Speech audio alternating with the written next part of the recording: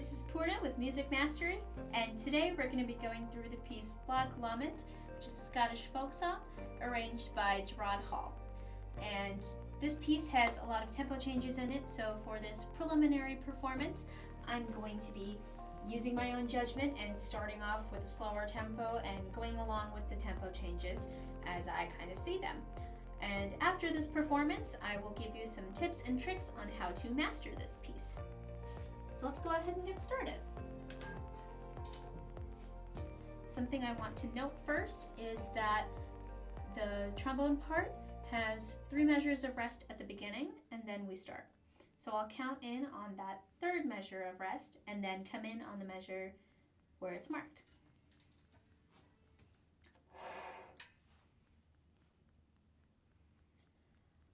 One, 3, 2, 3, 4.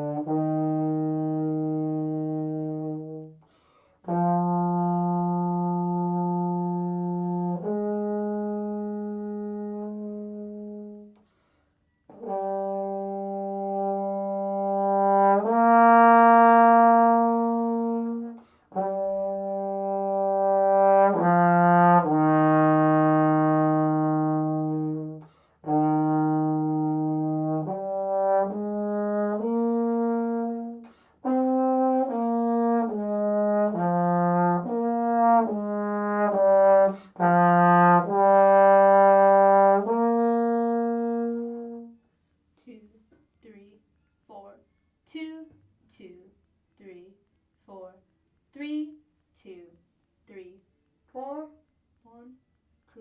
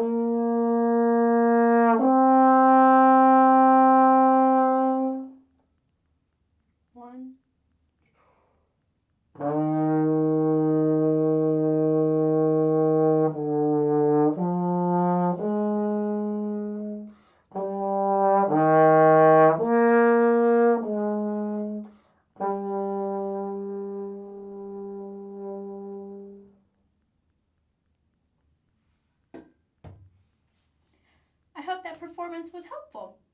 If you need some help with specific techniques that aren't covered in this tutorial, go ahead and check out the rest of the Music Mastery lesson library and see if there's something there that can help you.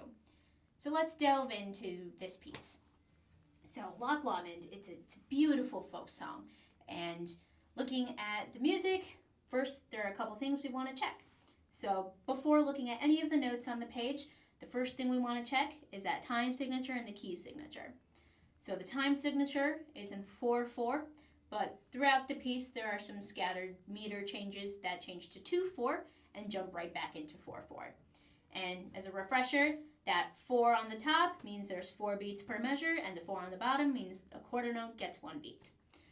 And looking at the key signature, we have a B flat, E flat, and A flat. So that tells me that our key is in E flat major. Go ahead and mark in any A flats that you see, because E flat major, is one of those keys that has an A flat, and normally we're used to playing in naturals at this stage of our playing. So go ahead and mark in any of those, and looking at the page, I don't see any accidentals, so there's nothing to mark there. Something that I want to note is counting is really, really important for this piece, because there's a lot of places where it goes from a measure of 4/4 to a measure of 2/4, and then jumps right back into 4/4. So it can be really easy to add an extra beat to a 2/4 measure, or forget to come in on the next 4/4 measure. So just keep in mind, counting is something important. And if you see those places, like one place I'm looking at is measures 4 and 5. Measure 4 is a 4/4 measure, and measure 5 is a 2/4 measure, and measure 6 is a 4/4 measure. So in my head, I don't really need to go through the notes per se. I just want to make sure that I have 1, 2, 3, 4, 1, 2, 1, 2, 3, 4. And funnily enough, measure 6 is one of those spots where instead of going 4, 2, 4 and continuing on in 4, there's another 2/4 pattern. So measure 6 is in 4/4, measure 7 is in 2/4, and measure 8 is in 4/4. And then it continues on in 4/4 for a little bit. But note-wise, there isn't really anything technical. I just want to make sure that you take note of the dynamic changes. So measures 13 through 17, we have what we call hairpins. So that's when we see a crescendo going for a measure, and then immediately there's a decrescendo after it. And especially in this measure range, measures 13 through 17, there's a lot of extremes. Measure 13 starts off at piano, and measure 14 has forte marked. And then we want a decrescendo to piano in measure 15, and then forte in measure 16, and then diminuendo in measure 17, and when we get to measure 18, it's marked mezzo piano. So let's just go ahead and play through that part of the piece. And something else I want to note is measure 13 is più mosso, so it's faster than what we started with, and it's a round quarter note equals 90.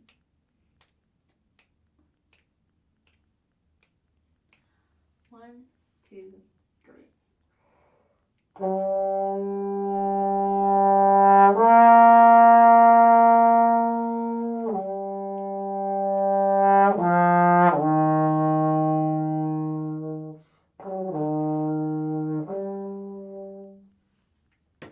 Accidentally fracked a note there, but that can happen sometimes, especially when we're so focused on the dynamic change of getting as soft as we can. Something that you want to keep in mind is if you try and go too soft, you might lose that embouchure. So you want to keep that embouchure setting tight, and as you're decrescendoing or diminuendoing, let's pretend that's a word for a second.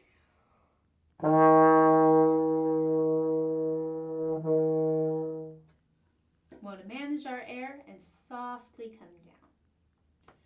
So the next big section is kind of lumped in together from measures 18 through about 35.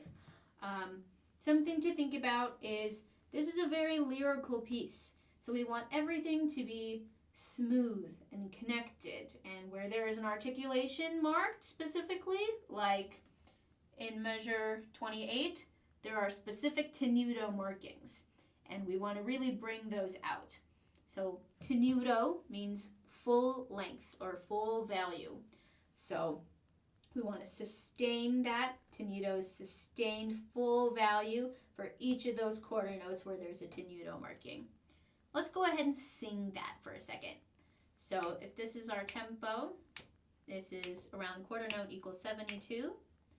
We want to sing I'm going to sing measure 28. 1, 2, 3, 4. Do, do, do.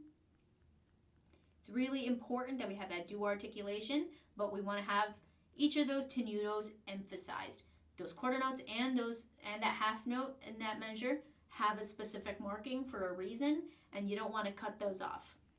That might be a good time to breathe for you, because in this section, the dynamic level is forte, and it's harder to keep that air loud for a longer period of time. So if you want to breathe, make sure that you're not cutting it off. Something I would suggest in this section is, if we're starting pickup to measure 26, a good place to breathe would be the pickup to measure 28. Let me show you what that sounds like. 1, 2.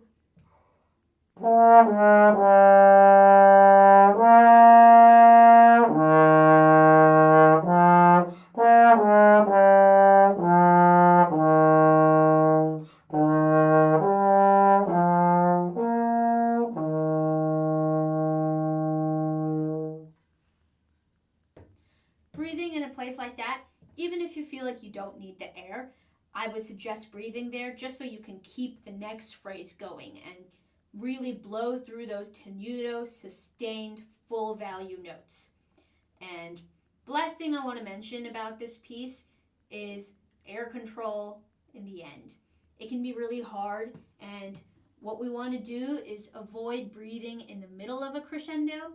If we have a crescendo marked for over 2 bars, or we want to avoid chopping off the ends of notes. Even though a lot of sustained notes, you're not going to be really able to tell if you cut it off too early, somebody will be able to tell. So you just want to make sure that you're managing your air in a smart way. And really, the best way to do that is to keep playing the section over and over again and figuring out if you have to cut off your air somewhere, you have to cut off a crescendo, but you want to see if you can blow through the phrases as best as you can. Those are all the tips I have for you on Loch, Lomond. If you enjoyed this video, make sure that you encourage your ensemble members to subscribe to MusicMastery.band so that everyone across your sections in your ensemble can get help to master their pieces just like you have mastered your piece. And remember, as a member, you can have up to 3 requests each month. Thank you so much for watching, and we hope to help you master your next piece of music.